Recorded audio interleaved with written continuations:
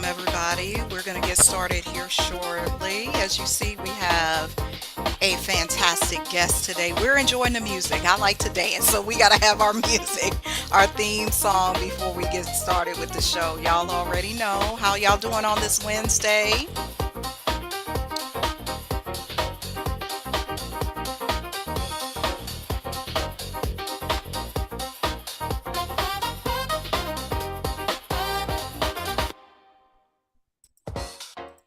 All right. Yes, that's our song. It's something to get the vibe right, get us in the groove, get us in the mood. I will say before we began, Treisha, I went to the New Edition concert last week. It's almost been a week and a half, and they were here in Atlanta, and that shifted my life. Being able to be there, New Edition, Boys to Men, Tony Braxton, it was just phenomenal because that's the power of music. That's the healing power of music. We're going to be discussing shame today. So we, without further ado, let's get into it. Welcome, everyone, to another edition of Healing is War. My name is Elmira, your host. On this podcast, we discuss the dark side, the shadows of starting or continuing your healing slash spiritual journey. We reflect on some of the things you may encounter in your path. And so today is none like no other. We are discussing shame with a shame expert. I'm going to call her. Why you make that? She like, I ain't no shame. Yes, you are. I will say Nurse Treisha Combo is a healer. She's a nurse. She's an overcomer. We probably will discuss this today too. She's had a near death experience and what some people would call an NDE. And so I want to open it up with this because a lot of times when we're discussing shame, one of the things I like to do is establish a foundation. I'm an English teacher. I'm a teacher by heart. So we got to understand the terminology. What are we speaking of? I looked it up. Shame, a painful feeling of humiliation or distress caused by the consciousness of wrong or foolish behavior. Now, Tricia, would you say that is an accurate representation of your experience with shame? Yes, that's an accurate description of it. Yes, ma'am. What makes it so accurate? Definitely like the embarrassment, and I know people say, I don't care what people think, but most of the time you do, just being real. But yeah, so I guess as you get older, as I got older, now it doesn't bother me at all. Now, in my 20s and 30s, I'd be like, ooh, no, we don't talk about that. We're gonna keep that quiet, so that's what I'm talking about as far as like that goes. But now I'm just grateful and thankful to be able to get up in the morning, do what I need to do, and not have to wait on somebody else to do it for me. Mm. Well, let's go there with two of the things you said. You said you don't have to wait on anybody else because I know some of the situations you've had in your life, you're definitely grateful for that. Plus, you said the embarrassment. When you think about both of those things, you not having to wait on anybody else, plus not having to face the embarrassment, what allowed you to cross that bridge?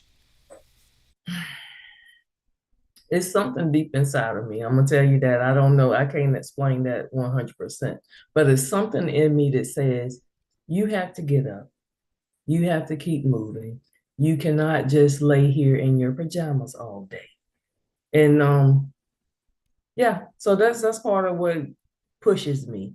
I'm gonna say the spirit of the Lord, or however you want to call it, is just something in me that says, okay, today you have to brush your teeth. Remember that. So I'm still a work in progress when it comes to trauma, shame, different things. So we'll dig into that I'm pretty sure of that as well. So that's just me. You know, one thing you just said, Tricia, is a lot of people try to show you that they're not a work in progress. I got it all together. You're a nurse. You're like, I'm a nurse, so I should be the best nurse. Because I'm the one over the patients. I'm the authority. I kind of thought that back in the day. I see you guys giggling at this. I thought that back in the day being a massage therapist. But what is the benefit of us acknowledging that we don't even know it all? The benefit is that you continue to let people know you are relatable. That if they have a problem, yes, they can come to you because you've experienced that. A lot of us do sweep it under the rug and be like, oh, no, I'm not sharing that. And I'm just like, but now it's like, okay, let's talk about it. And that's what I've been doing for years now. I feel better when I talk about whatever's going on with me. You're making me think back when we first started this season. Tamasha talked about this on this podcast. Shame. Well, she didn't name it that, but that's really what it is. She said, "Don't be afraid to tell your secrets," because she said when she started talking, that's when things opened up for her. She didn't feel like she was holding on to stuff. She didn't feel sick, or she saw, because she's a holistic practitioner with the food and all of these things. She saw things change. So I will ask you, what physical things did you notice when you started speaking? Um, More peace. I'm Oh, more calmer. I'm able to appreciate the small things. Like I can go outside and be like, oh, I hear the birds singing. That's a blessing right there, all of them, except that both these ears work and both these eyes work so that I can hear and see the things because there's a lot of people that don't have that. So that's me. I love just hmm. I appreciate the small things. I know I might be weird, but That ain't weird to me. yeah, so like to me, it's this peace to be able to go outside and walk. I still, even though my knees might hurt, the move I mean, all of it, I'm grateful for because I'm a watcher or I witness a lot of things. So I can see people that are struggling with certain things, or I can sense or feel like, ooh, you know, that's not quite, everybody's not always happy, but you can feel it. And I'm just gonna be happy regardless. There are days that I get sad, so don't act like that, Hmm. that doesn't happen. But I'm gonna get out of it. It might be a couple minutes, but it ain't gonna be long because I got to go. And I'm going to sidetrack this story because we was talking about hair, right? So why I get home and I was like, okay, I'm gonna roll my hair, I'm gonna curl it and I'm gonna roll it. So Yeah. I get to taking them curlers out about 15 minutes before we supposed to come on. And But when what I get happened? the end, the hair straight, the hair wanted to show off and not curl. What So was that's why we it got to flick to the side over here because this side was curved, this side was straight. I was like, "Are we doing this today, right here? We doing it?" So That's what that it want to little do. natural You know showed that's right off. how that's He how I showed off. do.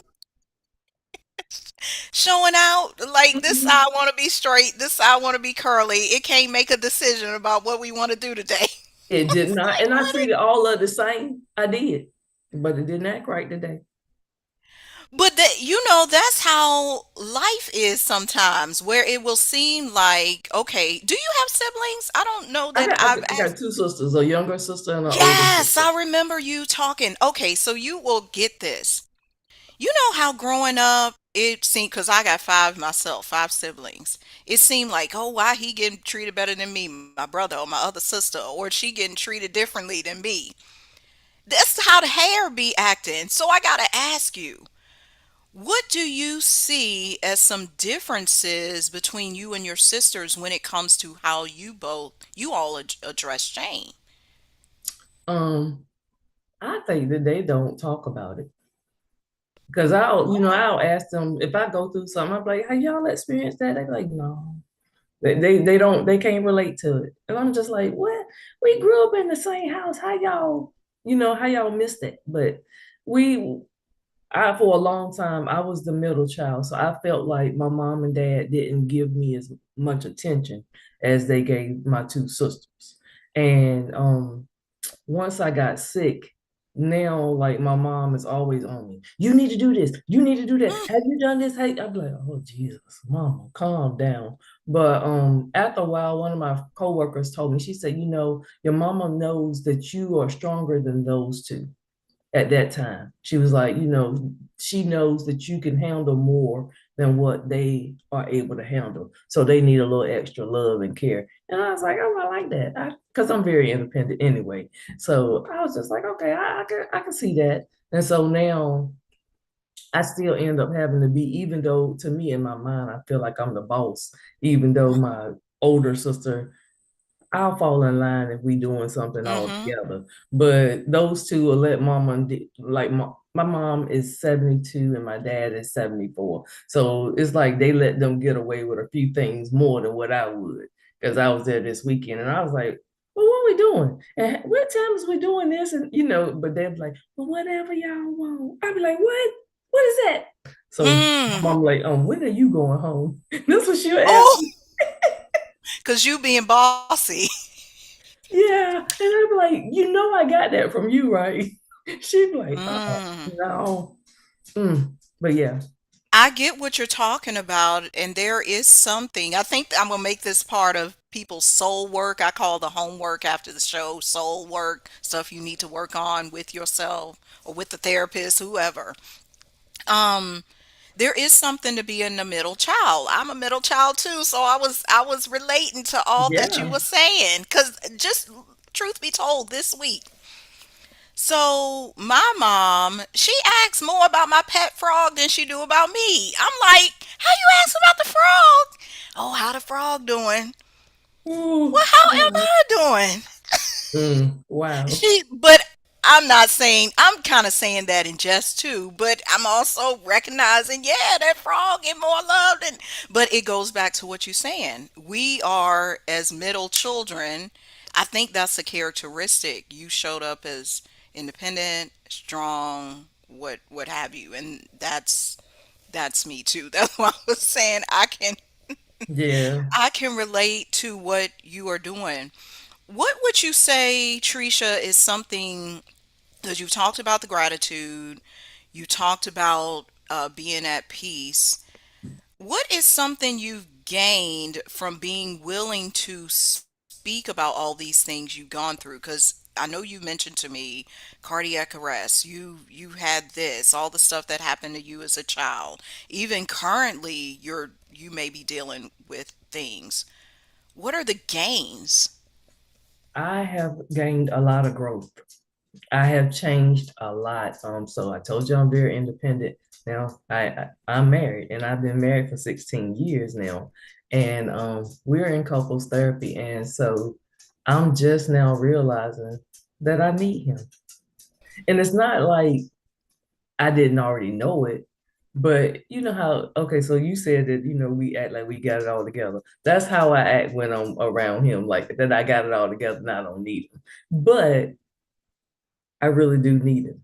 I need him to Mm. hold me or hug me or, especially when like yesterday I had trauma yoga. So I needed some extra care because that takes a lot out of you. Just trying to work on me still. I know I'm a piece of work. So I'm just, still trying to grow and learn more about me. So I'm learning more about me as well. So that's one of those things that has really helped me. And then I also realized that some of the stuff that I've been through, it's not for me, it's for others. And Mm. I have no problem with pouring into others the way God has poured into me because if if I look back at my life, I'm not supposed to be here. I have survived cardiac arrest. I have survived sexual assault. I have survive just living with low potassium. So I know that I still have work to do, and I'm thankful that I have the opportunity to continue to work on just that. Yeah, what I can say is that's beautiful and wonderful. You're recognizing some of this is not for me. When I speak, when you write your book, when you get up and do a talk, when you do a coaching session, whatever it is, even this conversation here, you are opening up something in somebody else's heart, something for them to heal. Some because they may have that same story, like you just said. I've been married for 16 years and I'm just realizing I need my husband.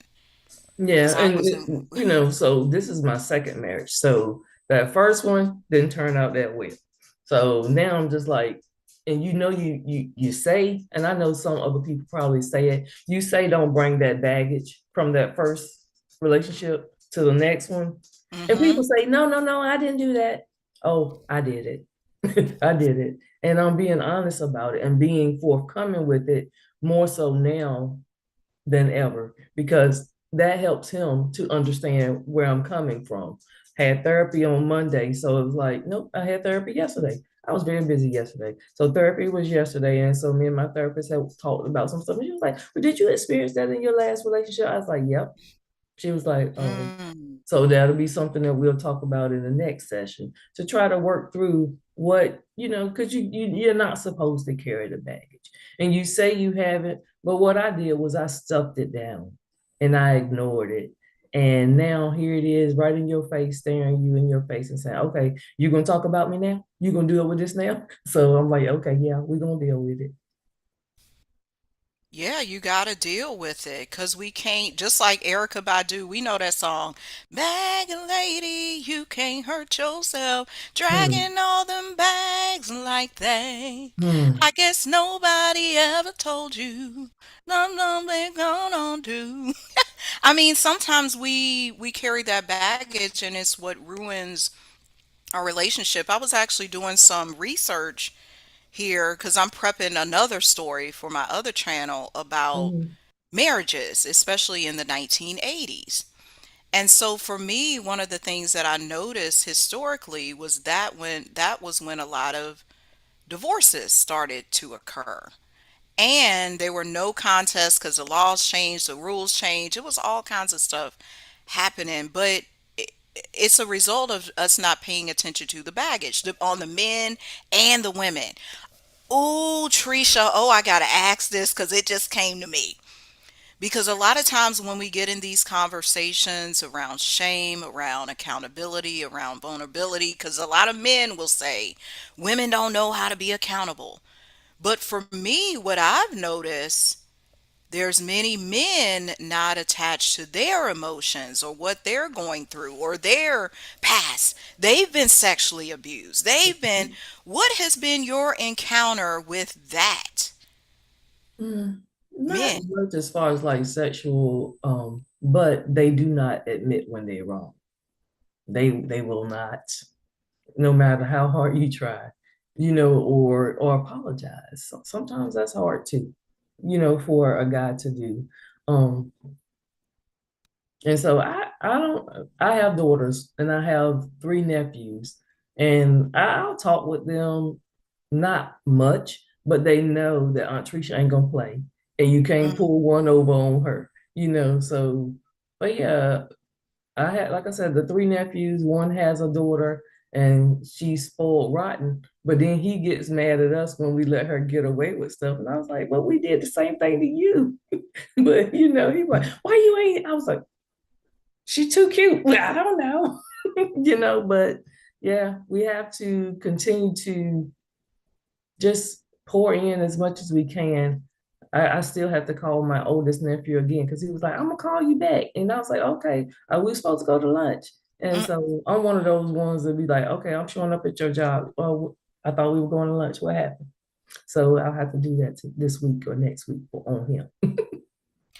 You know what that sounds like? Because I do some similar stuff. I was talking to my nephew on the phone the other day because he called me on Easter because he's got a new girlfriend. Well, they've been dating for a while, and they were over my mom's house for Easter, and I couldn't be there in Virginia, but I guess I'm like his favorite auntie. Don't let nobody else hear that in the streets, you know. But ain't no shame because they gonna be like, no, he don't really. I'm the favorite. You know, people they like to compare. What ends up happening, like you said, you're holding your nephew accountable. What I see sometimes with men, and it can happen, and I don't know if this has been your experience, they're not held accountable for some of the stuff, not admitting when they're wrong or not being protective over whatever. Let's say if it was a father and the father knew their daughter was being molested or something. Did you speak out? Did the father speak out or just go along because it was his homie, it was an uncle or somebody who did it? Hmm. That to me is, why do we allow, I'm just speaking on this topic of shame. Why do we allow as a society some men to get by with these things? Now, back in the day, like back in my grandmother's day, she didn't have an option. Like they lived with the person, so they couldn't just go against, how things went. Hmm. Now, but if it was me, as far as a situation with me, I wouldn't have let that slide. If either my husband would have dealt with it or I would have dealt with it. But I would try to do it the legal way first, and then if I didn't get anything, then I would do something differently. Um, so I pray that I don't ever get to that stage because I have this tendency to like black out, and I'm just like, oh, I'm trying not to do that. You know, I, So look, what's the blackout? I don't know. Like if I get angry, I'll shut down. I'll just shut down completely. Oh. Like, and it's just like I'm had that. I guess they call it rest and be face, but I'll be like, and we ain't doing nothing else for the rest of the day probably. But I'm growing. I'm still growing. I'm getting better with it. I now lately I'm able to say, hey, can we sit down and talk about this so that I can get through this instead of holding this all day. And so I'm steady growing. I told you I'm a work in Hmm. progress. How did you get there? Because you're speaking about your progression, and here we want people to be enlightened of some things they may encounter. Okay, so you know how you have that person or that friend that will not call you on your stuff? They always telling you or agreeing with you and be like, oh no, no, he wrong, he wrong. And I started to like become aware of that's who I was hanging with. You know what I'm saying? Like people, Mm. even down to my mom, she's like, he wrong, girl. You should have da da da da. I was like, wait a minute. And so then I'll journal and I'd be like, let me write this thing down. And God had to change this heart. So I'm like, okay, now I'm more aware. I went about this in the wrong way. And so now I have no problem with saying, hey, I messed up. Can we do this over? Or can I speak without getting angry? That's one of the other things, like taking that moment to calm down. I used to not do that. Whatever came to my mind was coming out my mouth. And I'm now able to take that deep breath, calm down, and say, okay, this is what I want to say. Usually it might take me 10 minutes, but still, yeah. So I at 48, I still will have a temper tantrum, but I'm trying my best to be more aware of the feelings of what's going on. And sometimes it's my anxiety catching up with me or something. So yeah. But it took a little bit of work because like I said, I'm 48. So I could say, it took a minute, about You 10 said a years. minute. Because I'm thinking back, because I was like, okay, we got married when I was 32, and here I am at 48, still, having a temper tantrum. But I don't know. Yeah, so I'm still working on it. It's okay because Treisha, that's part of the journey. Yeah. Some of us think God put us here, like we're here on this earth to just have a peachy life. Everything is supposed to be. No, so riddle me this. If everything was boring and you went to work and you had a loving husband, you never got mad, you never got anxious, you never got pissed off at nobody, what kind of life would that be? That was so that would be boring because I like to have a good time. Me So like, too. yes, I probably would say something foolish and be like, what you say? I just wanted to see if you was gonna smile. That's me. I'd be like, I just want to see if I can get you to laugh. That's my job. I love it. Yeah. It'd be something off the wall. Be like, what did she just say?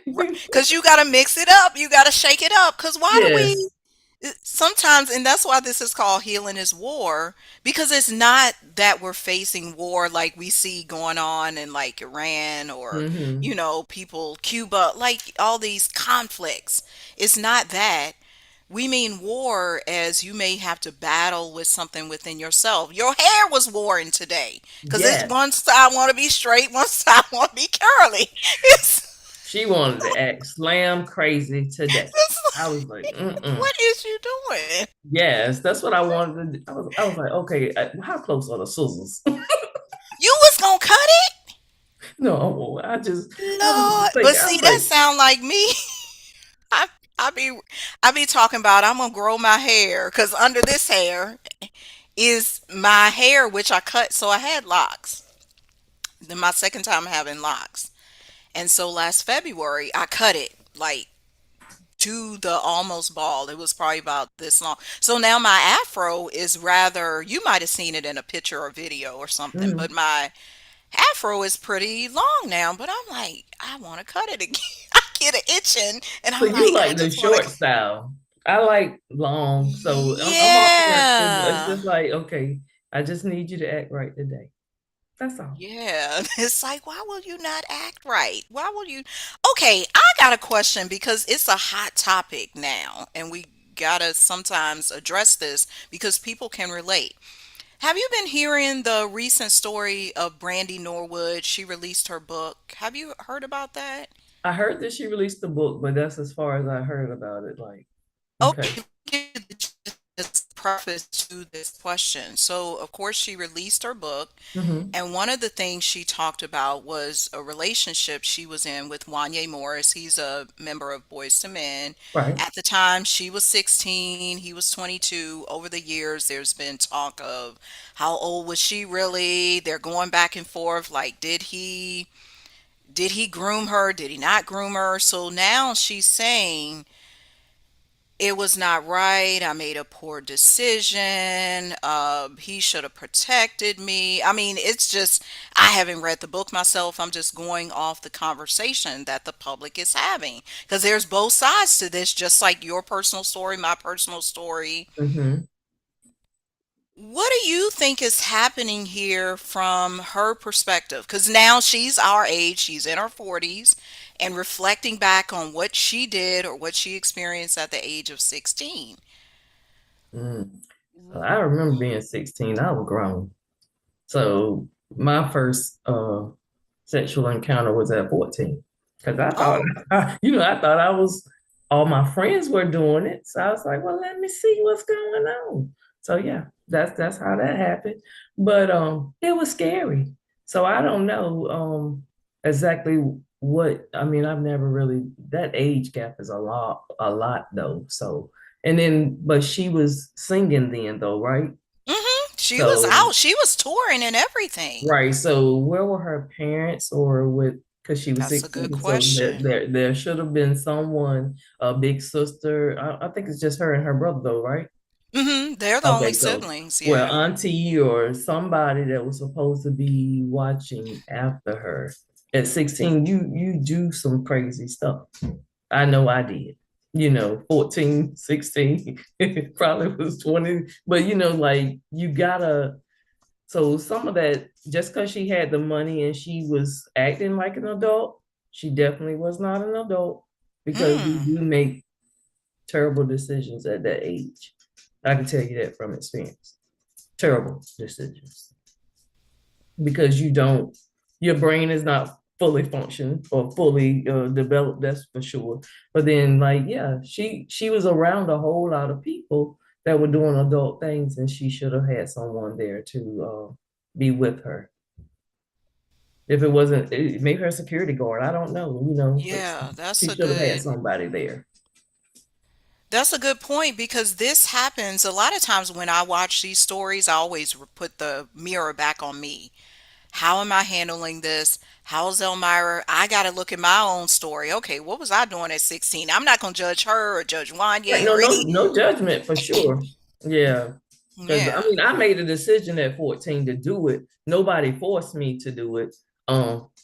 So yeah, but so yeah, definitely wasn't a force. It was just like, let me try this because everybody else was doing it. And that's Mm. what my thoughts were. But also my mom had her first child at 16. So Oh. yeah, so I mean, and she asked questions, but I kept that a secret for a long time. You That, did. yeah, I didn't, because so back in the day, you had to be 18 in order to get birth control. So I just from 14 to 6 to 18, the Lord was covering me, Wow. for sure. So yeah, because I didn't go and get birth control until I was 18. Because I didn't want her to know that I was doing that. I get it. Yeah. Okay, you got me thinking because of course you said you have daughters. Do you have a I have daughter? one daughter, but I had her at 25. Okay, so you have a daughter, and of course there's people in the audience who have daughters, they have sons, that age, teenager. What can a parent do to protect their child or look out for their child or even keep the lines of communication open? So me and my daughter, we had an open line of communication. And I was like, whatever you got going on, just come tell me because I don't want to hear it in the streets or I don't want somebody else to have to tell me. Just tell me. So, and I'm gonna tell you, like, I just learned after she moved out that she still didn't talk to me about the sex thing. Oh. You know what I'm saying? I knew she might have been doing it, but it was not to the point where, real questions. And so I was just like, why you just didn't come to me?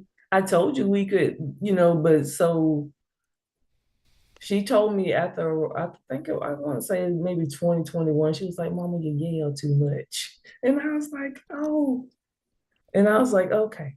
So now I'm more, calm and I can have a conversation with her. But then if she gets to the point where she's being disrespectful, I tell her really quickly, first off, what we ain't gonna do is you ain't gonna yell at me and disrespect me. I will hang up on you if I need to. And she'll calm her little self down. So I need you to remember I'm the mama and you still the child, no matter what age you are, you still will be the child. And so even last night she texted, she said, can you give me a call? And she texted and I texted her back about 10. I said, do you still need me to call you? She was like, no, I'll talk to you tomorrow. I had a rough day today. I was like, okay. Mhm. She's 23, so she's still the last one in college. We had three at one time in there, but she's the Wow. last one. So I'm like, okay, May is coming. May is coming. I'm so So she excited. graduates in May then? Yes, she graduates in May. What have you seen? Okay, you making me see the generations here too, like how everything is transpired. Because of your work, because of what you've done on yourself, you've addressed the shame, you got ain't no shame, all of this stuff. What have you seen that your daughter, this one who's about to graduate, what has she been able to do, experience, feel, grow, anything? I think it's helped her to be a little bit more freer and more she speaks her mind. And a lot of her friends don't like that because most kids her age are like, okay, whatever. And then she's the one that's gonna buck and be like, you ain't gonna talk to me like that. And then I was like, okay, you got that from me. I know you did. But she did text me last week and she said one of her friends is doing a project on trauma. And she was like, I'm gonna let her use your book to read it. And then if she has any questions, can I give her your email? I said, yeah. So that it feels good to be able to, for her to be able to feel confident enough in me to pass that along to Mm-hmm. somebody else. Because like one of her friends just had a baby. She was like, well, what can she put on her C-section scar? I was like, cocoa butter. That'll work. And so she knew that I had a C-section when I had her. But then also, I think when she got a little bit older, I told her I had an incident. I ended up in ICU. Remember, I told you about the cardiac arrest and Oh stuff. yeah, So, yeah. but I was able to go home. And then the couple of days I was able to go home and the doctor was like, you can take a shower and everything. Um, get ready to get in the shower and I look down and my intestines are in my lap. What? So the C-section, I guess the stitches burst. And so my intestines came out in my lap. So that was another, I got to go back to the hospital incident. And it wasn't a few days. And I was like, okay. So I told my husband at the time, I said, give me some of those pads or something, so I can cover up. Mm-hmm. And we got in the car and went back to the hospital. And I was back getting sedated and having another surgery to put my intestines back in place. Yeah, and it was you being open enough to reveal the details of that C-section. Oh, I saw my intestines in my lap. You shared Yeah, that with your daughter, so now she can help her friend. Oh yeah, yeah, I remember my mama talking about C-section, blah blah blah blah blah blah blah blah blah, instead of I don't know who can help. yeah. So she'll text most times and like, what you do for this? What you do for that? And I'm like, okay, I'm gonna need you to take them to the hospital, please. Stuff Yeah. like that. So yeah. And even she's had her she had an she thought it was, I don't know what she thought it was, but she had an anxiety attack and she passed out. And so Oh. I had to go and see about her. And her dad and his mom called, well, why you ain't going right now? Nah, nah, nah. I was like, okay, it's 10 o'clock at night. I'm getting a little older, so I will get up and I did. I got up like 3 in the morning, and it's Mm-hmm. an hour and a half drive. So by the time she woke up, because the nurse had told me, well, she told me the nurse was going to give her some medicine so she could rest. I was like, yeah, I'll be there in the morning, and I was there when I Yeah, need to you be showed there. up. Yeah. Yeah, I'm one of those calm ones. Probably somebody comes to me with a knife in their chest, and I'm like, all right, what we get ready to do is, so I'm That just sound calm like with it. me. Right. But that's what makes you a good nurse. You know how Yeah. to diffuse people. Because if you were freaking out when you saw the knife or you saw Hmm. this other thing going on, the patient is going to freak out. Right. So yeah, so I'm one of them laid back nurses like, okay, what we fitting to do is, This is what we're going to do. yeah. Okay, as we wrap up, I'm going to share the soul work, the homework for everybody. And then if you have something to add to this list, feel free. And then of course, we're going to share how people can get in touch with you, contact you, purchase your book, hire you for speaking, any of that. So this is what I gathered. I picked up 5 things that people can start to implement today, this week. So the first thing is admit where you messed up this week. That's one of the things that I heard. Number two, Hmm. appreciate the small things. You can start that today after you finish watching this. What are you thankful for? Make a list of 3 things. Hmm. It could be, I'm glad I can hear. I'm glad I got cereal to eat. I don't know. Small things. Number three, pay attention to the baggage you're carrying from a previous relationship or marriage. Hmm.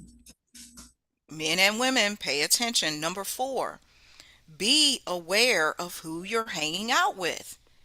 Are they the ones just cheering you on? Yeah, girl, you did right when you know you ain't do right. You was like, they always be my cheerleader for the wrong. That's Hmm. something you said. Number five, as a parent, establish an open line of communication. All right. You got anything to add to that list? So in that parent one, maybe like when because they do come with some crazy stuff. Take a deep breath before you respond. Because sometimes that first at first glance you want to go off the rail and be like, what? But just take that deep breath. Maybe two or three if you need to, because sometimes they do be trying to get you. They do. And so just calm down and be like, okay, now, how can we handle this? Oh, first off, what is your plan for this? Ask them what their Mm, plan is. What are their thoughts? Because we tend to I try to fix things all the time, and it's not my job to do that anymore. And I had to realize that. It's definitely, yeah, because I can't fix everything. I need them to stand on their own 2 feet now. correct, correct. And then how can everybody reach you, Tricia? I know your website is Ain't No Shame. Ain't no shame coaching.com is the website. Um, so yeah, you can follow me on Facebook, Treisha Parker Combo. I am on Instagram on Treisha.combo. I post on a daily and every at least twice a month we do reset rooms. And so the first one that's coming up for this month is April the 19th at 5 p.m. on Zoom. So I'll have the link on either one of those social media platforms so that, or it's like a comment, because on Instagram you cannot put a link. So I'll put Yeah. comment reset, because so we'll be talking about shame on that the 19th. And it's a 45-minute session where I teach the breathing and then I talk about the shame. And then I have some prompts for you to make you think. Every day on my social media platforms, I have a question. And sometimes it be making me think like, oh girl, don't do that, don't do that. But it be good though, because it makes you think. And a lot of people don't want to talk when you come on Zooms and stuff like that, and that's fine. I want you there so that you can hear the stories or you can learn from somebody else's experience. You don't have to have your camera on. You can just be there. Just taking 30, 40 minutes for yourself. That is so important. I do a lot of mentoring, and last week, no, it was a 30th. I think it was the 30th or 31st. I invited my mentee. She's Mm, 19 years old. And she sent me back such a beautiful positive feedback. She was like, "Thank you so much, Miss Trisha, for just inviting me, allowing me to be there and not speak." Because she's very shy and timid. And she was like, "But it's teaching me that I need to get out of my comfort zone and out of my mm. shell." And I didn't really have to say anything. I just invited her. And the reset rooms are free. So I had to get that out of my head too, because one time I was like, "Oh, I got to charge for this. I need to charge for this." But God let me see. Once I got the responses back from everybody, I was like, "Oh, this This is the is door. why. This is Hmm. the door. This is Yes. this is the way in for you to experience me, but not really like having to answer anything difficult, but just be like, oh, I like her, or or I think so. One of the other ladies, she invited a friend, and then the friend had her mom on the Zoom with her. So it was just Oh, like, okay, this is what God wanted, and it was like the light bulb came on. He was like, "See what I told you? Just trust me, move on." And that's what I'm doing. So twice a month, I'm obedient and I have good topics. A lot of people don't want to talk about shame. I just happen to be one, I guess the crazy one that's but okay that's with why it. we need you. Yeah. You're up there with Brene Brown. You know who she is, right? I Yes. know you know. But Yes. consider you her. You're her.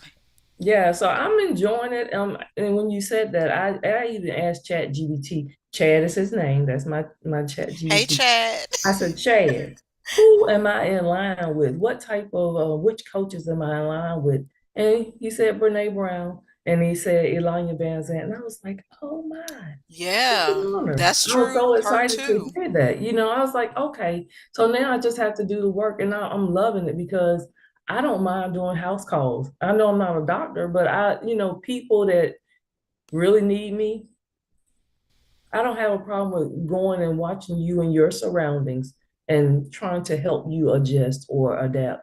I'm not a therapist. That's not my job. That's not my lane. And I'm okay with that. But I know how, or I'm a people watcher. I don't know. He's blessed me with that discernment and that people watching skill or being able to witness something. I'd be like, Lord, please let me see that. I'm like, you why are we doing this? But that's just a blessing all in itself. So yeah, so I love helping people. Amazing. Well, you all have heard it right here on Healing is War. Find Treisha Parker combo, Ain't No Shame Coaching. She does have the reset. The next one is coming up on April 19th, but they're happening twice a month. You get in where you fit in because you might be watching this a little bit later. As Yeah. always, your soul is calling you to greatness. Be a soldier. You are ready for war. We will see you all next time. Goodbye.